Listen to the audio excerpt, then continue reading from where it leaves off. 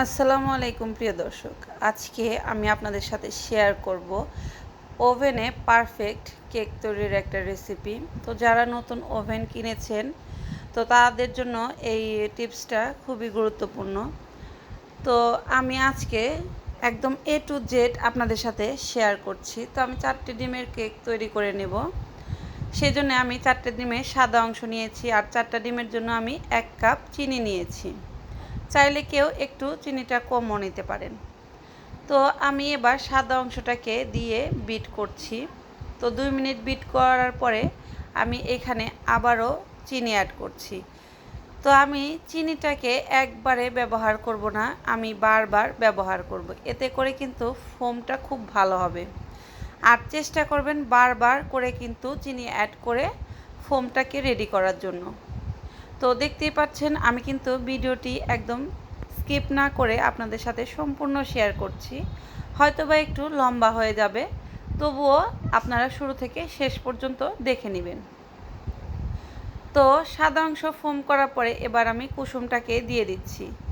কুসুমটাকে দিয়ে দেওয়ার পরে কুসুমটা যখন সাদার মতো হয়ে আসবে ঠিক তখন আমি এর মধ্যে দিয়ে দিলাম ভ্যানিলা এসেন্স। এখানে আমি 1 টেবিল চামচের মতো ভ্যানিলা এসেন্স দিয়েছি। আর এবারে দিচ্ছি সয়াবিন তেল। তো এখানে একটা কথা বলছি, সয়াবিন তেলটা দিয়ে কিন্তু আপনারা খুব বেশি বিট করবেন না, জাস্ট 15 সেকেন্ড। তো এখানে আমি ময়দাও নিয়েছি 1 কাপ। তো এখান থেকে আমি 2 টেবিল চামচ আমি ময়দা তুলে রাখছি। আর এই 2 টেবিল চামচ আমি কোকো পাউডার অ্যাড করছি। তো আমি এখানে মালয়েশিয়ান কোকোর পাউডারটা অ্যাড করছি। তো আপনারা চেষ্টা করবেন ভালো ব্র্যান্ডের একটু কোকো পাউডার ব্যবহার করতে, এতে করে কিন্তু টেস্টটা ভালো আসবে। গুঁড়ো দুধ দিচ্ছি শুধুমাত্র টেস্ট ভালো হওয়ার জন্য।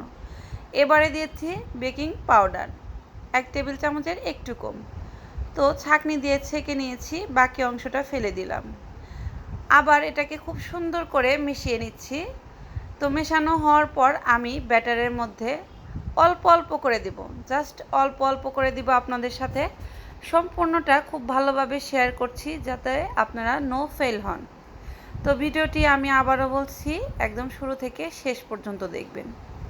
তো এইখানে আবারও কিছুটা দিয়ে দিলাম, দিয়ে আমি গোল গোল রাউন্ড করে মিশিয়ে নিচ্ছি। দেখতেই পাচ্ছেন আমি কিন্তু খুব জোরে আমি এটাকে মেশাচ্ছি না, তাহলে কিন্তু ফোমটা নষ্ট হবে।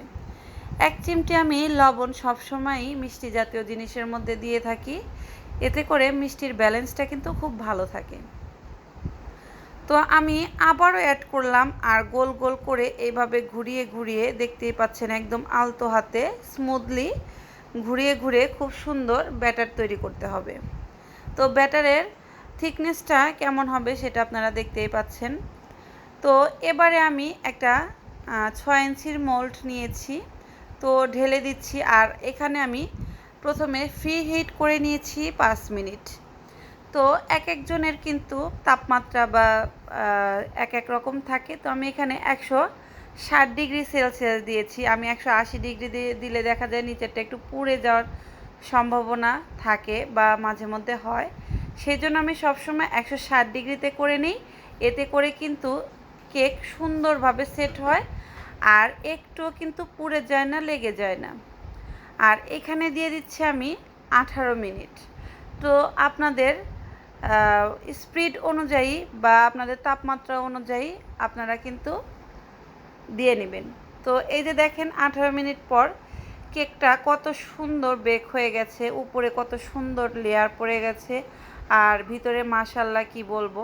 তো এই দেখুন কাঠের সাথে কিন্তু মোটেও লেগে নেই, তার মানে আমার কেকটা সম্পূর্ণ রেডি। তো ভালো